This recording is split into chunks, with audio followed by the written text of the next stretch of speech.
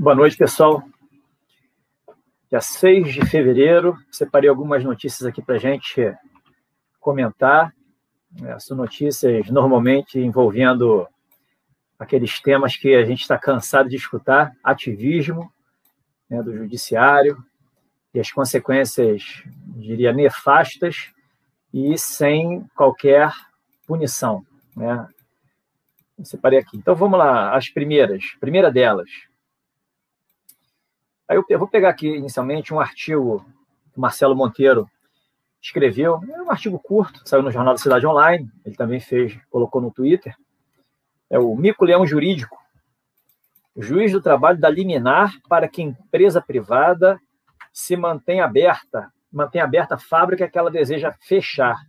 Foi o caso da Ford, está querendo fechar as portas aqui no Brasil, e o juiz de trabalho deu uma canetada dizendo que não. Qual o problema disso? O problema disso é que existe uma regra expressa dizendo que a demissão coletiva equivale à demissão individual. Então, se você fecha uma fábrica, se a empresa quiser fechar uma fábrica, não depende de autorização do sindicato, autorização da justiça, nem nada. Ela fecha, indeniza os empregados e ponto final. Afinal de contas, a empresa, teoricamente, numa democracia, que nós não somos democracia, ela avalia o potencial de crescimento, o potencial de comercialização, de lucro, né? E, mesmo assim, o juiz do trabalho ignorou o artigo 477-A da CLT e deu uma canetada em sentido contrário. A questão é, por que o juiz faz isso? Por que essa juíza fez isso? E pegando esse gancho, também teve a juíza de Manaus, acho que eu comentei ontem, que determinou o pagamento do auxílio emergencial por mais 2 meses, e teve essa juíza agora que proibiu o atendimento médico do Eustáquio, que está sendo feito pela doutora Anice Yamaguchi, gratuitamente. A juíza falou que não pode. O que tem aí de incomum? Incomum é o abuso de autoridade grotesco,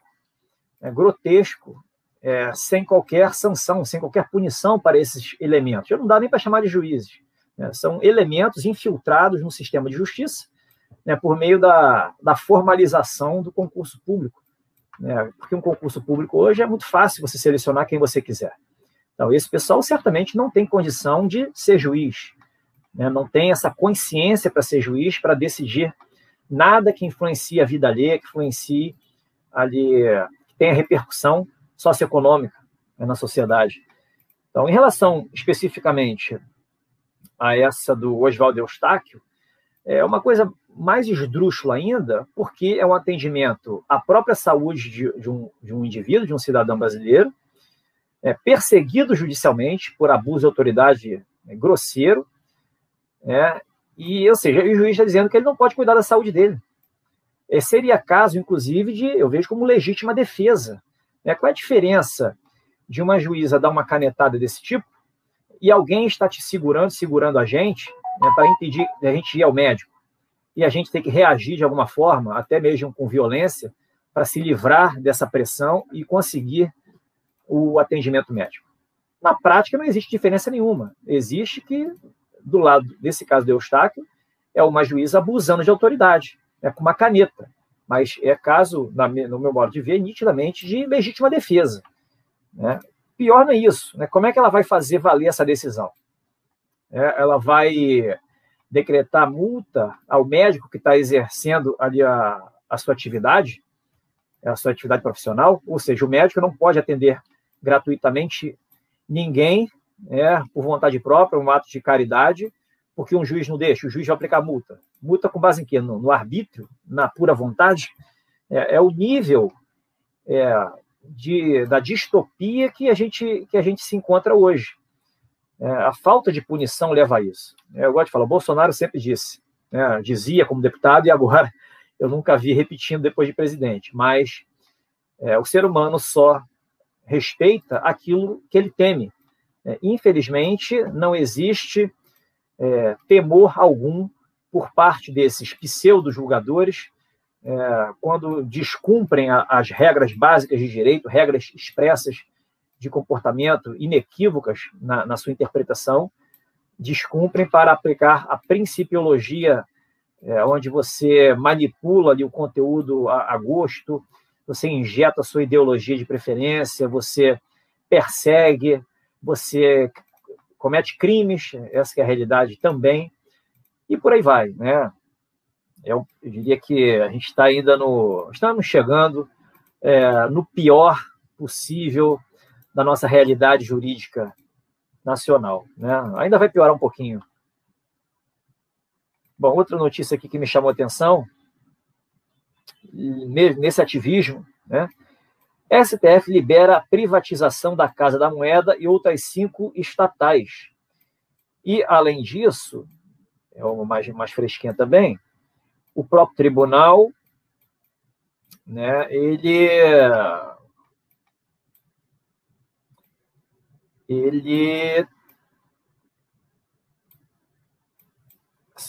tende a que não houve óbice, teoricamente não vai, já deixou entender que não vai inviabilizar qualquer privatização por parte do Executivo. Tem uma ação que foi proposta, salvo engano, pelo PDT no STF para impedir a privatização dos Correios. PDT não, minto, foi uma associação de trabalhadores, com base no argumento de que na Constituição diz que compete à União, né, cuidar dos serviços postais, do serviço postal. Manter o serviço postal. Só que manter o serviço postal não significa sustentar com recursos próprios ou prestá-lo por empresa estatal. Manter o serviço postal pode ter o sentido de você garantir o serviço, você, por exemplo, autorizar que uma empresa privada o preste e a fiscalize devidamente para que esse serviço não falte. Jamais obrigar o ente público, a União, o Estado, a despender dinheiro de arrecadação de impostos para bancar um serviço que pode ser prestado até com muito mais eficiência por uma empresa privada. Então, não se justifica. Seria, mais uma vez, né, essa questão da privatização, o tribunal se imiscuindo em assuntos que não lhe diz respeito. A questão de privatização não é competência exclusiva do presidente da República, que é quem comanda a administração pública federal. Essa ideia de que autorização judicial para privatizar, isso aí foi criação principiológica do tribunal. A Constituição apenas ela determina a criação de leis para a privatização, para a atuação do Estado na atividade empresarial, quando houver risco de segurança nacional ou relevante interesse social. Aí se exige, sem avaliação do Congresso, a criação de lei específica para isso. Jamais para vender. Cabe, sim, ao Poder Executivo avaliar a pertinência de se manter aquela estrutura para prestar determinados serviços. Num governo, por exemplo, com tendência liberal e conservador, a ideia é que haja um Estado mais enxuto. Então, não se justifica se manter empresas estatais, muitas empresas estatais. Então, a ideia, o juízo de valor em cima da segurança nacional, o interesse social relevante, está vinculado à ideologia que prega, que sustenta ali o programa de governo, diferentemente de um governo de índole socialista. Obviamente que a visão seria distorcida. Então, você não pode vincular, criar uma regra limitando o poder do executivo de se livrar de empresas ou mantê-las, porque você está transformando, na realidade, você está colocando na Constituição um óbice, a governos de tendência liberal econômica. Então, não se sustenta isso. Mas como os juízes lá do STF, praticamente todos eles são socialistas, que se dizem democratas, mas são socialistas, eles não pensam dessa forma, com base nesse pós-positivismo, que é a manutenção do direito, a avaliação do direito com base na moral, eles fazem o que querem, e fica por isso mesmo. As regras acabam não sendo importantes. E o pior de tudo é a aceitação passiva do Executivo e do Congresso Nacional. Como o Congresso tem uma parceria, entre aspas, mais evidente com o Tribunal, então uma usurpação de competência eventual do Congresso acaba não afetando muito os ânimos lá dos parlamentares, porque também, além de terem muitos parlamentares associados a ministros, a autoridade da toga, há aqueles com o rabo preso. Então, os ministros tendem a fazer usurpações pontuais sem qualquer risco de perder o cargo por crime de responsabilidade. Em relação ao executivo, há uma animosidade completa em relação ao STF, a gente está vendo, mas o executivo ainda não decidiu ainda não fazer nada, ficar só observando passivamente, ser cada vez mais amarrado. Até quando vai isso? Um amigo aqui, seguidor antes, falou que eu repito muito, frisando muito que a gente está em estado de guerra, mas se eu não frisar isso, eu também não arranjo o alento que eu preciso para me manter tranquilo, para não me incomodar com essas aberrações. Quando eu aceito essa ideia e vejo como real de que estamos em estado de guerra, eu consigo manter, eu diria, o voto de confiança no presidente, consigo não julgá-lo, consigo aceitar que ele tenha algo na manga, para reagir no momento teoricamente mais oportuno. Então, é a forma que eu vejo de justificar o injustificável, aceitando essa premissa que poucos dizem, poucos falam. Normalmente quem fala isso é o pessoal especialista na geopolítica, Marcelo Rossi, professor Luiz Alberto Vale, Eni Fontinelli e outros. Outra questão também nessa linha do hiperativismo, Marco Aurélio, ele disse que, pelo que ele sabe da Bia Kicis, pelo que ele escuta, é uma pessoa com posições extremadas e ácidas nas críticas, palavras do ministro Marco Aurélio.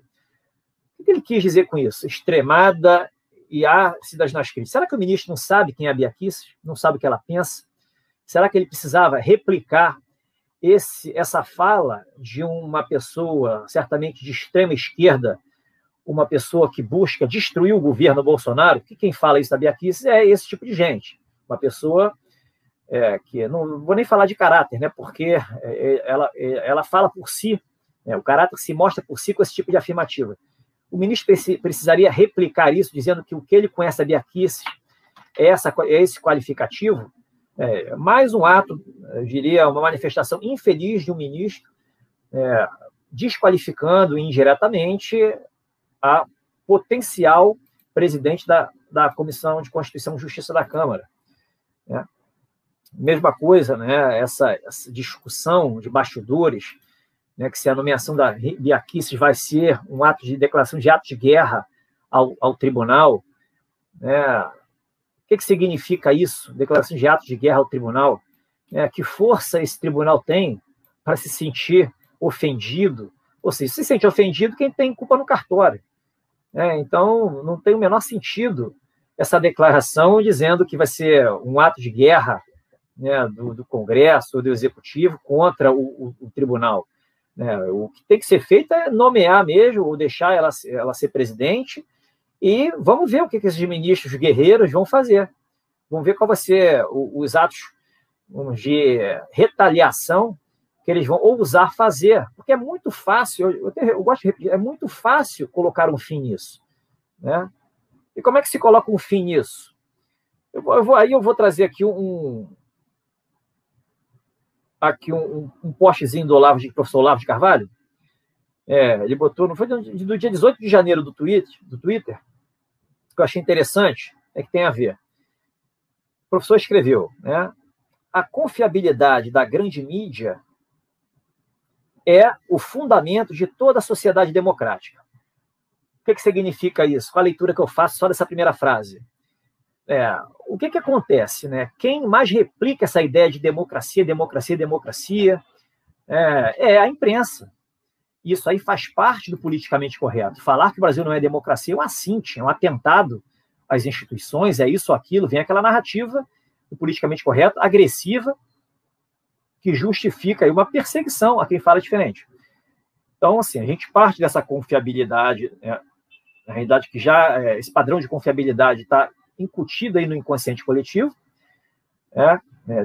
mesmo que as pessoas não percebam isso, elas estão afetadas sim, é o parâmetro que elas têm, e daí fica fácil você, com base nessa narrativa, você se limitar ao seu próprio poder na hora de tentar protegê-lo.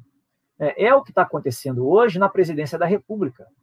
Quando se cogita lá do uso das Forças Armadas para o resgate de poder, para o equilíbrio dos poderes constitucionais, para a garantia da defesa da pátria, em vez de que está sendo atacada por esses agentes internos, né, patrocinados, né, obviamente veladamente, por agentes estrangeiros. A gente estava enxergando isso. Então, essa narrativa, né, democracia, democracia, democracia, né, com base nessa repetição em massa, é a técnica de Goebbels, né, Joseph Goebbels. Isso faz com que, no caso, o presidente da República pense 10 vezes em fazer o que tem que ser feito para não deixar isso acontecer. Porque ele é a pessoa mais capacitada e com poder legítimo para colocar ordem na casa. Aí, continuando aqui o professor. Eis porque é fácil transformar a democracia em ditadura, sem que ninguém admita que isso está acontecendo. Exatamente o que está acontecendo agora. A ditadura da toga escancarada é tida, ninguém comenta isso. Só quem comenta ali, o professor Modesto Carvalhosa, um ou outro comenta de uma forma mais específica, né, esses advogados aí que acionam, né, o Senado com pedidos de impeachment. É difícil, né, alguém dessa academia tradicional falar em ditadura da toga. O silêncio é gritante, o oxímoron, silêncio gritante, é o que está acontecendo. Ou seja, eis porque é fácil transformar a democracia em ditadura sem que ninguém admita que isso está acontecendo. O conteúdo da democracia está sendo modificado o tempo inteiro, a opressão está aumentando o tempo inteiro, mas o discurso continua uníssono. Democracia, democracia, democracia, as instituições funcionam, e balelas a quatro. Depende apenas de meia dúzia de empresários e banqueiros. Exato, aqueles que financiam a imprensa, aqueles que controlam o sistema. É isso que está acontecendo. Um post bem feliz do professor Olavo, ele já falou uma coisa que eu já vim falando já há bastante tempo com outras palavras, dentro dessa questão do politicamente correto. De novo aqui pegando uma fala do professor Olavo, agora se referindo ao Putin. O Putin parece ser o único governante que ainda conhece a realidade. Nesse caso, o professor Olavo ele parte do princípio que o Trump desconhece a realidade e o Bolsonaro também. É a conclusão que se chega. Se o Putin é o único que parece que conhece, os outros desconhecem. Então, presume-se aqui que ele dá a situação americana como definida. Aí ele continua. Quem manda é quem tem as armas, não quem tem o computador. Isso é fato. Quero ver algum desses fresquinhos do Silicon Valley se meter a besta com ele. Na hora H, o único poder real que existe não é o poder de mentir, é o poder de matar. O velho Stalin perguntaria, quantas divisões armadas tem o Bill Gates? O Putin mostrou como um governante domina as redes sociais em vez de ser dominado por elas. O Bolsonaro tem tudo a ganhar aprendendo essa lição e tudo a perder se não a aprender. Foi a fala do professor Olavo. Ele está certo? Olha, nas aparências, sim. Inequivocamente, ele está certo. Mas, assim, a minha divergência é, mais uma vez, em relação ao status quo. Pela fala dele, ele presume que o status quo definitivo é o que a gente está vivenciando. Eu vejo de uma outra forma. Eu vejo como ele estando ainda indefinido, porque a guerra não acabou. Não acabou. Eu não presumo que o Putin seja o único que conheça a realidade. Ele pode ter sido o primeiro a tomar uma decisão dura, depois do lado do dirigente da Polônia, do presidente da Polônia, talvez tenha sido o segundo, a tomar uma decisão dura em relação às Big Tech.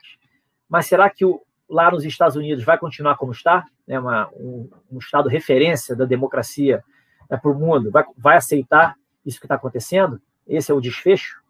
E aqui no Brasil, é isso que a gente tem?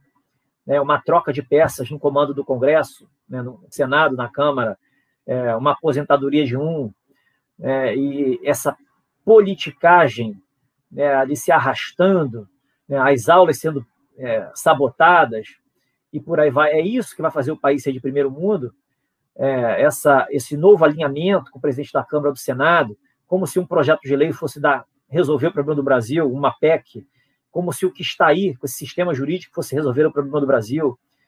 Eu vejo isso como uma fantasia, né? O problema do Brasil é muito mais sério do que isso. Isso aí apenas, eu diria, a casca. A casca do ovo está rachada, né? Você quer preservar a gema, então você mete um super bonder ali nas rachaduras. É mais ou menos isso que está acontecendo. E a gema, uma gema estando praticamente podre, né? Você quer preservar o ovo dessa forma, né? Como deveria jogar tudo fora e recomeçar do zero. Então, foi um post, também achei um post pertinente do professor Olavo, que falou, ele dá umas cutucadas ali na ferida. Óbvio que o Bolsonaro sabe disso, não tem a menor dúvida de que o presidente sabe que o que está acontecendo aqui no Brasil afeta um dos pilares do regime democrático. Tanto afeta que é crime contra a segurança nacional, está lá no artigo 17. Outra coisa, STF de novo, né? O Bolsonaro não precisa indicar o reitor de faculdade que esteja em primeiro lugar na lista tríplice. Mas isso aí era óbvio, né? Isso aí está na lei expressamente e não precisaria de decisão do STF. Mas o que acontece hoje? Tudo é judicializado. Hoje, a nossa vida está constitucionalizada. Basta um vizinho não gostar de você, se sentir incomodado com alguma coisa, ou com a sua empresa, e vai acionar a justiça. Vai conseguir, inclusive, levar o caso ao STF. E, de repente, uma atividade que seja objeto do seu empreendimento estará proibida por uma canetada judicial. Porque a vida está sendo constitucionalizada com base nesse ativismo hoje sem freios. É isso que está acontecendo. A Constituição, hoje, com essa ideia de ordem objetiva de valores, ela praticamente está permeando tudo que acontece na sociedade brasileira com base em vontades de ministros, em achismos. É isso que está acontecendo. Então, assim, por que se aceita isso? Se aceita porque não há freios por parte do Congresso Nacional e nem da Presidência da República. E o Judiciário vai avançar cada vez mais. Não há limite de matérias que eles possam decidir.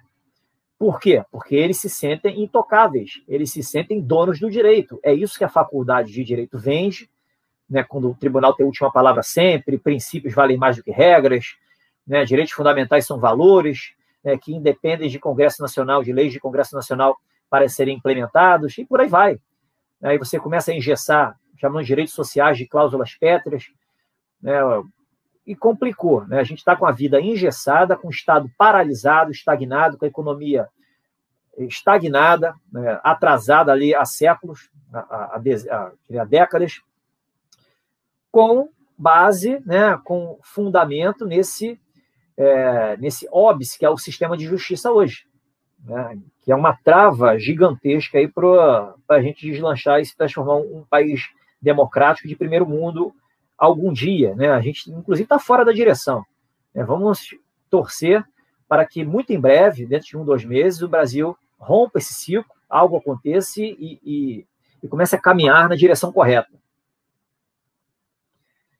Mais um exemplo aqui, né, da certeza da impunidade, agora de gente da imprensa. Uma mocinha aqui escreveu um artigo, né? Qual o nome da repórter, da jornalista, publicado na Folha de São Paulo. O título é o seguinte: Bia Kicis, vergonha da raça, da jornalista Marilis Pereira Jorge. Ou seja, ela descascou a Bia Kicis, falou um monte de bobagem, injúrias aqui, injúria e difamação, facilmente se enquadra aqui. Mas por que ela faz isso? Certeza da impunidade. Um processo hoje contra um jornalista dessa de extrema esquerda, contra o governo, contra apoiadores do governo, não importa que sejam autoridades ou que sejam comuns, pessoas comuns do povo, não dá em absolutamente nada. Vejam o que aconteceu com o jornalista, né, que tinha, contra o qual havia sido aberto um inquérito para investigar o seu comportamento quando desejou a morte do Bolsonaro, e um juiz lá do ministro do STJ, com uma canetada, travou tudo, disse que não era caso. Ou seja, ele usurpou a competência da Polícia Federal, usurpou a competência do Ministério Público, que é quem avalia o inquérito para decidir se vai oferecer denúncia ou não, né, e gerou impunidade. Fica por isso mesmo. Nada acontece. Né? É um vale tudo, né? Faz parte da ditadura da toga. Deixa eu ver se tem outra notícia aqui interessante. É que as notícias giram sempre em torno da mesma coisa. Né? Ativismo judicial, né? Usurpações de competência, né? Sempre em torno disso. E mais uma, professores anunciam greve em São Paulo contra o retorno às aulas. Né? Professores anunciam greve contra o retorno às aulas. E o que vai acontecer com esses professores, né, da rede estadual? Deveria ser demissão no ato. Demissão. Aglomerações acontecem aos montes, né, nos meios de transporte, né, nos aviões. Né, os aviões na fila tem aquele espaçamento hipócrita. Lá dentro todo mundo do ladinho, coladinho. Em vários restaurantes, tudo tem aglomeração. As pessoas vivem relativamente próximas uma da outra em qualquer estabelecimento, né, nos supermercados. Mas as crianças, as menos afetadas por esse bichinho, né, por essa pandemia, elas não podem, né, conviver com seus colegas em aula, receber ali as informações necessárias à sua teórica educação. Isso aí é risco. É de uma tremenda disfarçatez, né? Deveria ser demissão sumária e talvez até criminalizada essa situação. Mas é Brasil. Brasil é isso, é terra de Marlboro. Hoje aqui vigora a lei do mais forte. Lei do mais forte, é exatamente o que acontece. Né? Quem são os mais fortes? Os que hoje fazem valer a sua autoridade, por abuso. Né? São os pseudo-ditadores locais, né, municipais e regionais, a toga, os justiceiros do Ministério Público, de esquerda, né, Defensoria Pública, os vários defensores públicos, Ministério Público do Trabalho, todos agem nessa linha ideológica buscando destruir o governo. Se a gente fizer uma coleção, um dossiezinho, né, com várias petições desse pessoal, com decisões de juízes, né, com notas de imprensa, a gente vai ver o vasto material que comprova ali o ataque às instituições hoje ligadas à presidência da República e especificamente ao governo como um todo. Então, a coisa está feia. Né? Qual é a minha motivação? É que pior não vai ficar muito. Né? Quanto pior fica, mais rápida a mudança. É a minha certeza. E foi o que eu separei para hoje. Não, tem umazinha aqui também, né?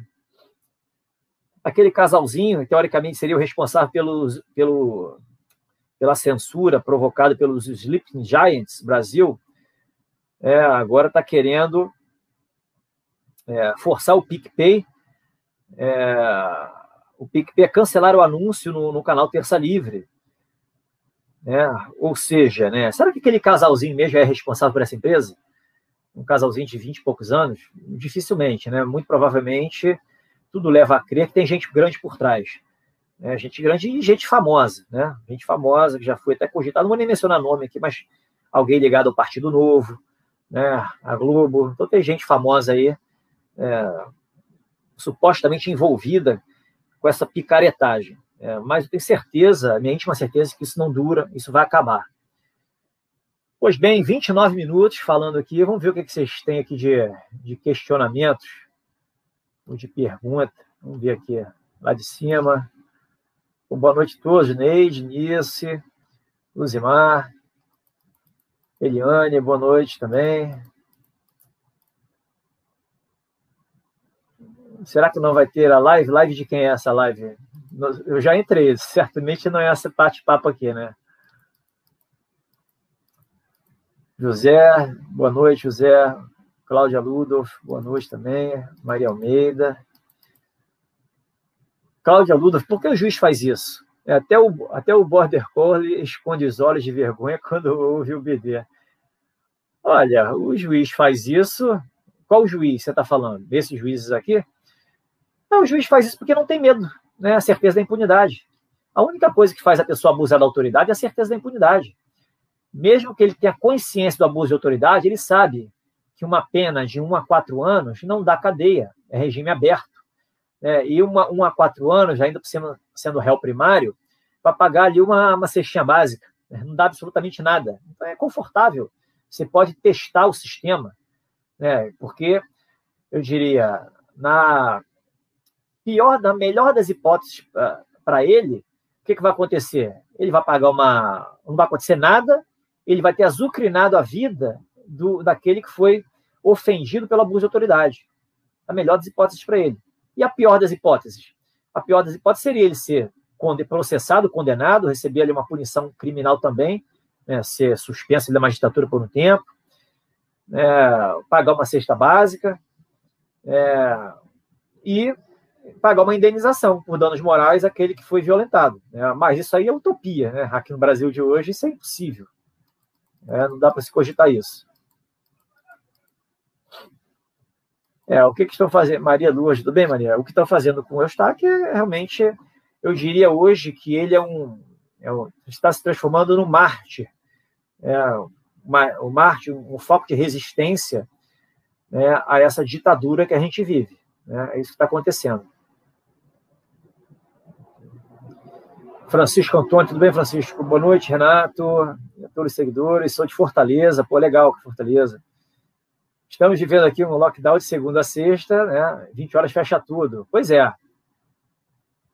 E sabe por que isso? Certeza da impunidade. Certeza da impunidade.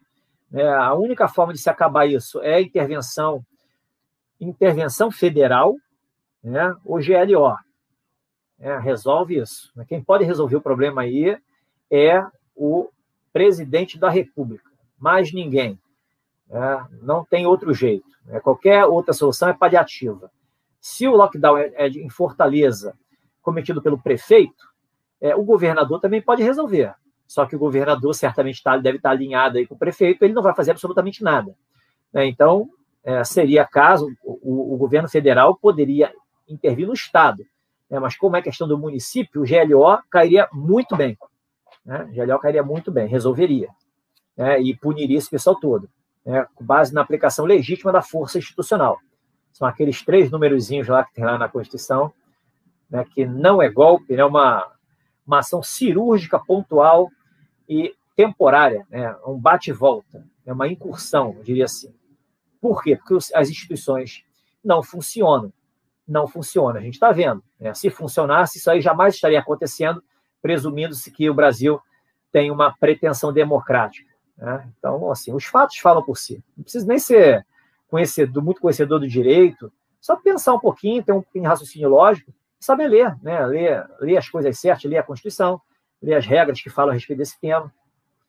A lei complementar 97 e 99, que fala lá da aplicação das Forças Armadas. Rosa Lira, boa noite, Rosa. Precisamos esperançar uma aberração atrás da outra. Não podemos deixar de nos indignarmos com as aberrações. Olha, eu diria que não adianta se indignar, não. Aceite as aberrações como elas são e tire lições dela.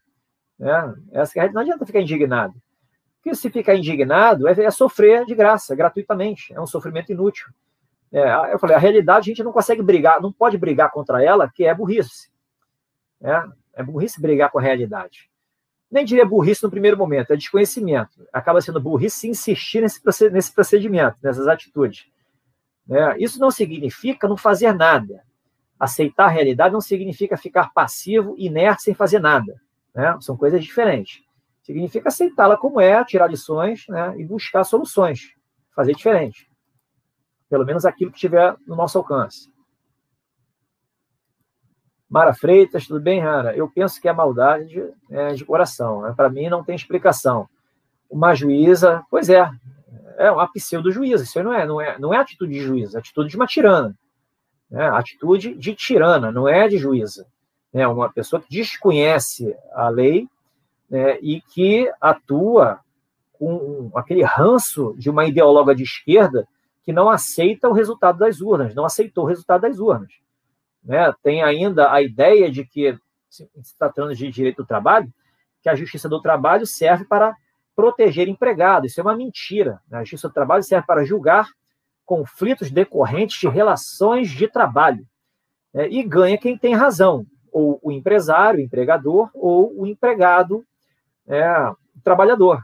Ganha quem tem razão. O juiz não é porque ele é trabalhista que ele tem o direito de ser parcial, chamado hipossuficiente. Até porque essa ideia de hipossuficiência é muito relativa. Muito relativa. Há trabalhadores que têm dinheiro, como médicos. Tem médicos que ganham muito bem, há médicos que são milionários e que prestam serviços, inclusive sujeitos até a relações de trabalho. E esses são tidos por insuficientes, merecem ali o paternalismo judicial. Então, isso é uma distorção da Justiça do Trabalho como um todo, da concepção de muitos juízes do trabalho que gera esse tipo de decisões. E, obviamente, gera o descrédito generalizado. Então, a Justiça do Trabalho, por um lado, por ser uma justiça célere para resolver conflitos decorrentes de relações de trabalho, é uma justiça que está cada vez mais em descrédito por esse tipo de comportamento de seus quase ideólogos, não juízes, são pseudo-juízes, são muito mais ideólogos do que juízes. Estão na profissão errada. Tabletando, legal nome. Sônia Canedo, um ministro do STF pedir explicação ao ministro da Saúde, o motivo da variante do vírus. Pois não há vácuo no poder. Se o executivo não mostra que veio, não se impõe, já era. Ele vai ser o rei nu. Vai ser um rei nu. O rei achando que tem autoridade, que está vestido, mas ele está nu. É isso que está acontecendo. O rei está nu. O rei não mostrou que veio, não mostrou que ele tem uma roupa de responsabilidade, que ele está blindado, com a sua armadura, com seu escudo. É isso que está acontecendo. O rei é visto como nu. Na realidade, ele tem tudo isso. Tem a armadura, tem o escudo, tem a espada. Mas quem o enxerga vê como se fosse de papelão. É isso que está acontecendo. Então, vale tudo. No primeiro sopro que o Bolsonaro der, acaba isso. Quando ele deu aquele chega famoso dele, assustou muita gente, mas depois amansou o discurso, se encolheu, e aí a gente viu o que aconteceu. Enxergaram a fala dele como bravata, e aí a coisa só piorou. Isso foi o que aconteceu. Por que aconteceu tudo aquilo, a gente não sabe. Eu gostaria muito de saber o que aconteceu de bastidores, o motivo do recuo, se havia algum planejamento, eu não sei o que houve.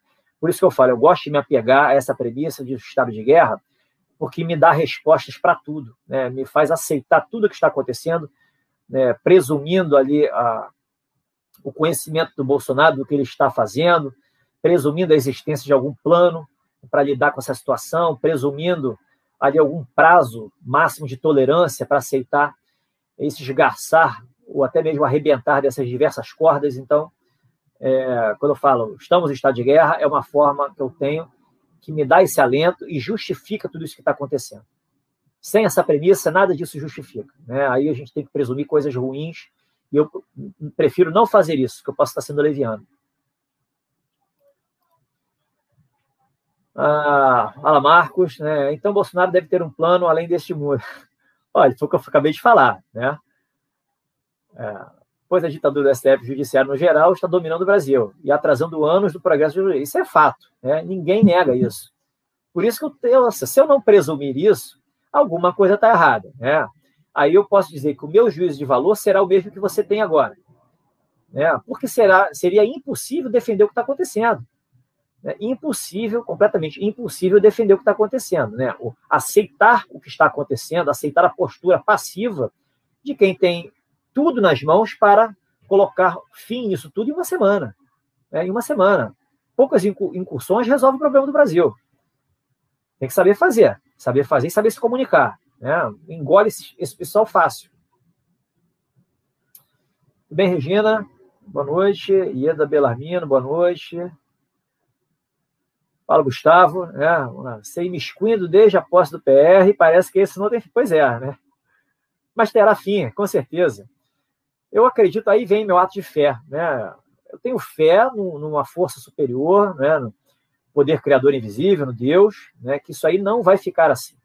eu vejo todas essas falcatruas vindo à tona, a gente conseguindo identificar todos os elementos, todos os verdadeiros meliantes, né, sem ter dúvida alguma em relação à essência deles, né, aos valores que eles carregam consigo. Né, isso tudo não é de graça, né, isso não é aleatório, não é uma sorte, entre aspas, isso não é de graça, tem uma razão de ser. Né, então, quanto pior fica, melhor, mais rápida será a mudança. Né? Podem confiar nisso. Até porque, eu não estou falando disso de graça, tem muitas coisas em aberto. Se vocês me disserem por que o Washington está cada vez mais militarizada, me derem uma justificativa convincente, né, eu voltaria atrás e começaria a desconfiar de que realmente a gente vai estar com uma tendência a ser socialista e que esse plano superior aí, eu diria que seria uma crendice. Mas não é, eu sei que não é. Não é questão de crença, é questão de saber. E o que está acontecendo nos Estados Unidos, né, aí pelo mundo, isso não tem nada a ver com considerar uma situação, a situação geopolítica agora, como consolidada, como vitória dos comunas. Não faz o mínimo sentido. Né? Vamos ver, Marcos, né? Congresso, Senado e Câmara, OAB, TSE, né? STJ, CNJ, mídia, executivo, né? Prefeitos e governadores, e o chefe executivo, principalmente, muitos contra, para poucos resultados positivos. Verdade, né? E por que muitos são contra? Mesma coisa. O problema do Brasil é a certeza da impunidade. O sistema é disfuncional. É disfuncional. As leis são muito ruins. O Estado é um Estado inchado. É um Estado extremamente burocrático propositalmente. As pessoas não conseguem dar andamento à própria vida, ao seu planejamento de vida. Então, a gente vive esse estado de coisas socializado, praticamente socializado, né, com a fachada de democracia. Foi aquilo que o professor Olavo de Carvalho disse naquela citação que eu mencionei aqui há pouco tempo. É isso que está acontecendo. Não virá resultados que a gente espera como está hoje. Não adianta Arthur Lira, Rodrigo Pacheco, não adianta nada disso. Né? Utopia. A causa do problema é estrutural, é institucional. Né? Boa noite, Ana Lúcia. Boa noite. Vamos ver aqui. Se não reforçar, as pessoas se esquecem. Pois é, o povo tem memória curta. O povo só tem memória quando o fato fica marcado, né, especificamente quando fica marcado na própria pessoa, no próprio integrante do povo. Aí ele nunca mais vai esquecer. Né? Vai sempre se lembrar daquele que fez mal e nunca mais vai votar nesse sujeito ou vai fazer diferente. Né? De repente, um efeito de algo, um efeito negativo de algo que foi feito, isso vai servir de boa lembrança, né? Não vai haver o esquecimento. Maria Joanir, né? Acredito que muita coisa vai mudar, e vai mesmo, pode confiar que vai mudar. Olha, VR Coelho, tudo bem? Disseram que o Gilmar está mais calminho devido ao novo presidente do Senado. Eu não sei, cara. O Gilmar é político, ele é um juiz político. Então, ele sabe se portar bem, eu nem diria, ele não é um sujeito de esquerda, eu não vejo ele como uma pessoa de esquerda, eu vejo ele como uma pessoa que defende ali aquilo que vai ao encontro dos interesses dele como juiz, né? Aquilo que ele vê como certo ali na posição de juiz, e obviamente que tem o lado pessoal dele. Né? Então, assim, eu não gosto de julgar, quando a gente julga, a gente acaba falando demais, né? Mas ele mostra quem ele é pelas atitudes que ele toma. Né? Então, assim, cada um... mas o que ele faz incomoda você, incomoda a mim? Se incomoda, o problema está com a gente. Né? Porque a gente não pode condicionar o nosso bem-estar em função de comportamentos alheios. Isso é um exercício diário, um exercício individual. As pessoas não se atentam para isso. Se a gente condiciona a nossa felicidade e o bem-estar ao que acontece de fora, o que a gente não tem controle, a gente está com problema. A gente tem que treinar. Por isso que é importantíssimo a gente trabalhar o autoconhecimento, conhecer a nossa personalidade, conhecer os nossos vícios, saber identificar padrões de comportamento na gente mesmo, e se antecipar a determinadas posturas. Isso é fundamental. E assim a gente vai melhorando. Brasil sem freio, né? Esses vaga da narcojustiça, né? Só eles podem ter posições políticas?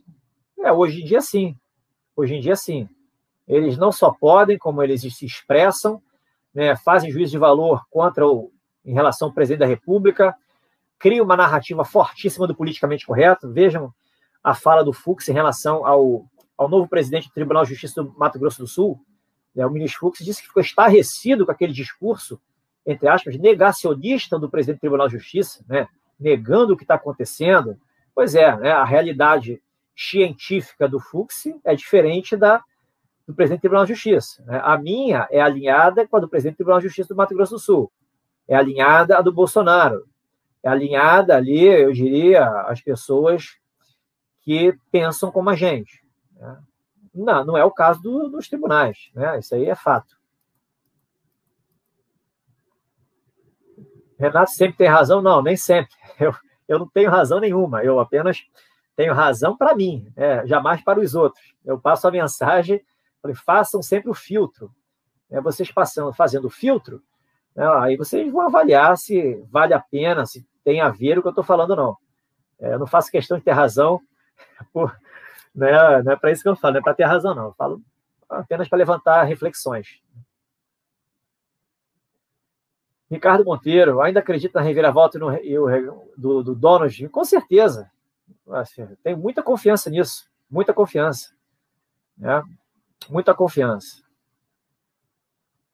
O que achou da fala do Cajuru dirigida ao presidente do Senado? Eu não vi a fala, Gustavo. Não vi a fala do Cajuru.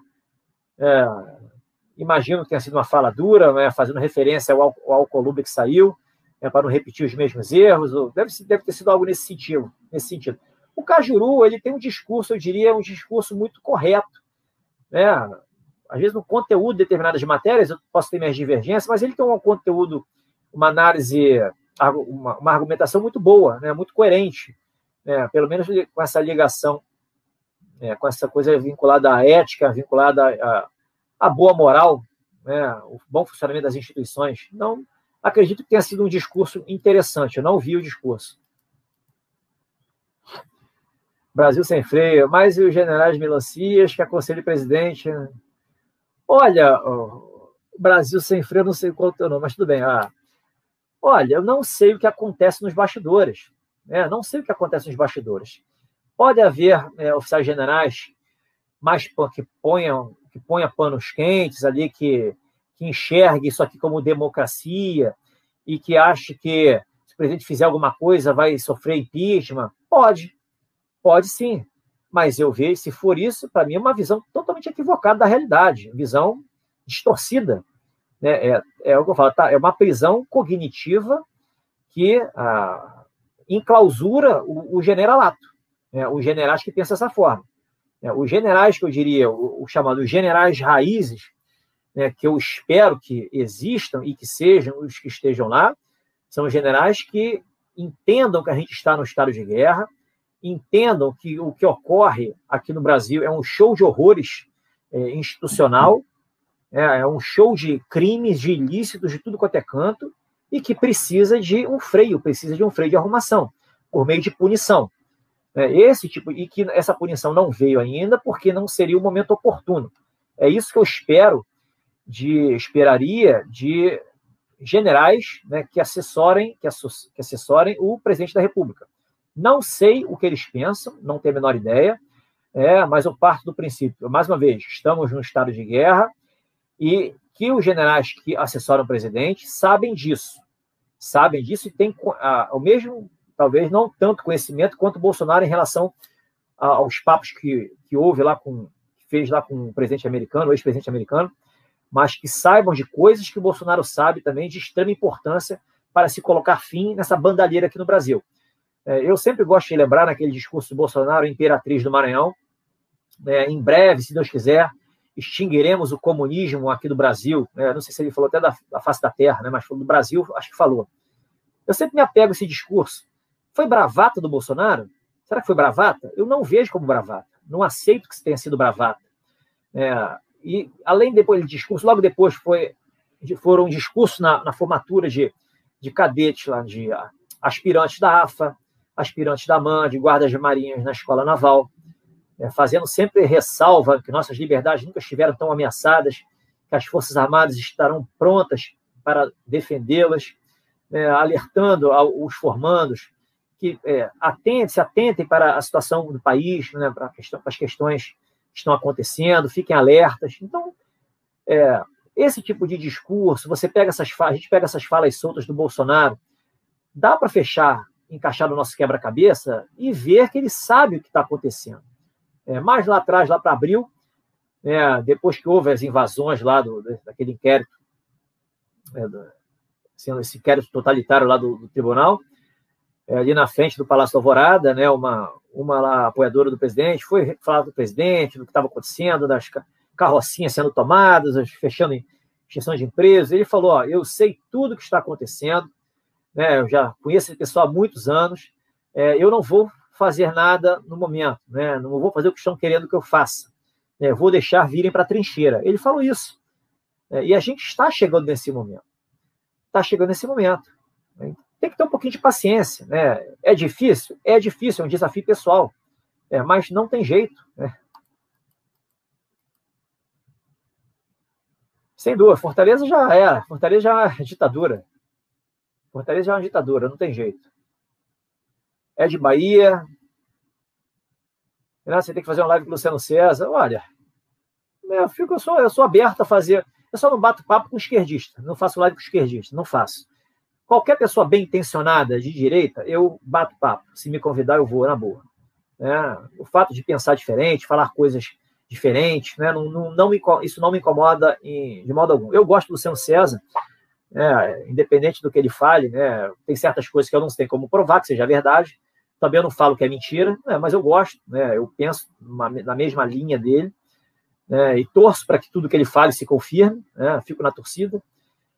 Se eu falar, você confia que seja verdade, eu particularmente confio que seja verdade. Quem somos nós para sabermos o que existe de conhecimento nesse universo? A gente não sabe nada. Né? Todo conhecimento já existe no universo.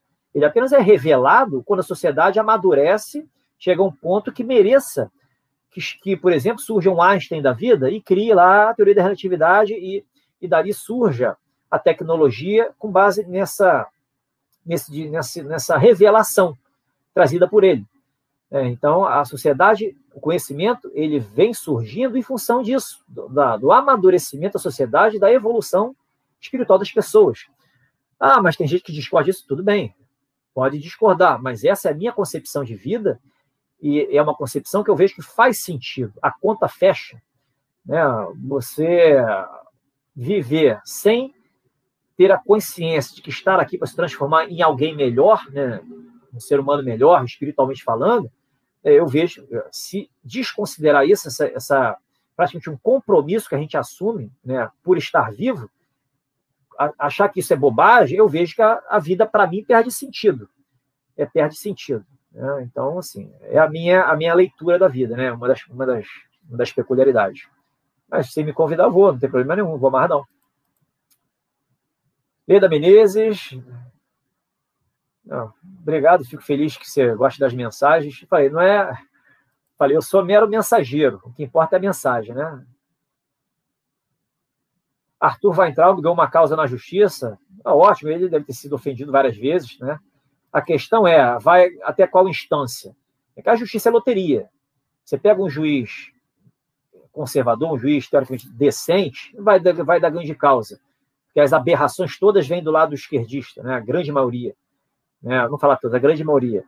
Mas você pega um juiz esquerdista, ideólogo, esse daí ele vai manipular e vai te ferrar. E se pegar, aí vai recorrer, o tribunal, se seguir a mesma linha, já era. Hoje não existe, as provas que a gente tem não querem dizer absolutamente nada. A valorização é totalmente arbitrária por parte do julgador. Isso é cria do chamado pós-positivismo, essa concepção de direito, onde a moral se sobrepõe aos textos normativos. Essa que é a regra. Se a moral do juiz que faz a interpretação disser que aquela regra escolhida pelo legislador, aquela regra posta pelo legislador, não é boa, ele vai inconstitucionalizá-la e vai inventar da sua cachola aquilo que ele acha justo. Então, essa é a nossa justiça, né? É o que está preponderando na cúpula e, por efeito mimético, né, de repetição. Juízes de instâncias inferiores estão replicando na certeza da impunidade. A gente está vendo, hoje já citei os 3 exemplos, né?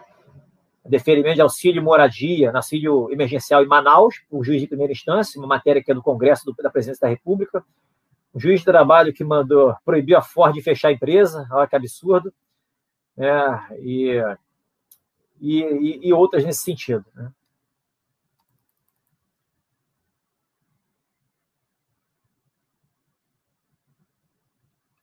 Olavo esquerdista? Não, Olavo não é esquerdista, né? O Olavo falou que foi comunista lá atrás. Hoje ele não é, de jeito nenhum. Não sei quem disse isso. Não faz nenhum sentido. Tudo que ele defende não tem nada a ver com ideologias esquerdistas. Né? Encarnação Silvério, boa noite. Beleza, obrigado. Estamos juntos nessa mensagem melhor, né? Regis, tudo bem, Regis? O Time está revelando, a operação salva, ameaça, explicando com a eleição. Exatamente, todas essas falcatruas vêm à tona, não tenham dúvida em relação a isso. Tá?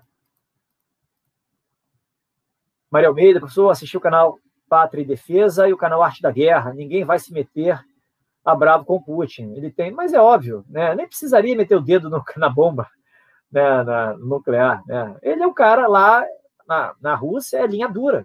Ele é um autocrata. Né? E ele indica que ele não é de esquerda. Né? Lá você vive bem, você tem liberdade, mas anda na linha. Né? A liberdade de expressão, meio de manifestação, não é lá grandes coisas, mas você tem lá assim, o que você não tem aqui. Né? Tem segurança, tem ordem.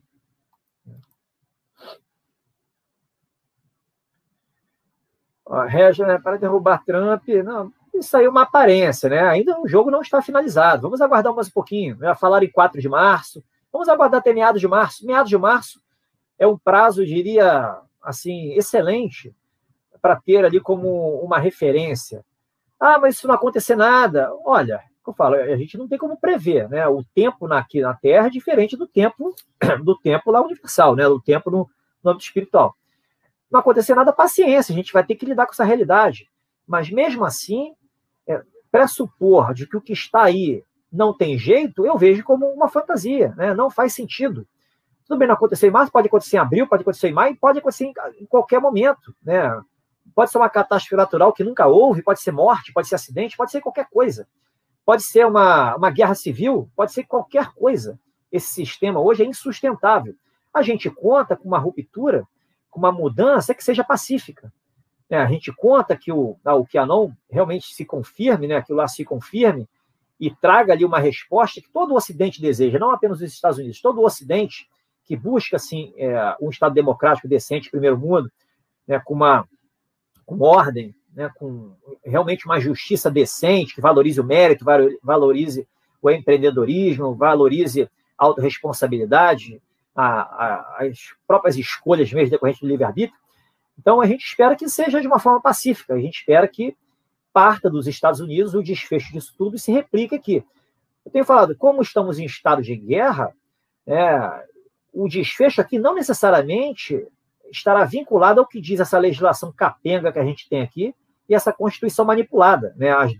Os dois aqui num conjunto garantindo a impunidade, né? Eu vejo de uma forma mais ampla, né? Tudo é possível para pôr fim a essa desordem e colocar o Brasil no rumo da prosperidade, né? Pessoal, 58 minutos, 59 minutos, né? Eu acho que por hoje está bom. Então, eu vou me despedir de vocês aqui. 1.300 pela OAB, pela unidade da OAB, eu estou dando um tempo na OAB, não tô pagando, né? Estou dando um tempo, eu não vejo retorno, né? Então, como eu não advogo mesmo, não tem por que ficar pagando aquilo, né? Mas é opção minha, né? Então, opcional. Eu tenho ainda aqui minha trilogia, quem tiver interessado, é só mandar um zap, né, pro meu zap, 21 999899657. Aqui está meu Instagram, o Twitter eu estou usando pouco, é muita censura do passarinho. Né, o Instagram também está muito censurado, alcance restringido, mas está aqui Renata R. Gomes Oficial. E quem quiser falar comigo, só mandar um zap, né, ou manda as mensagens lá no Telegram também no canal, né, Renata R. Gomes. Tá legal? Tudo de bom para vocês e a gente vai se falando aí.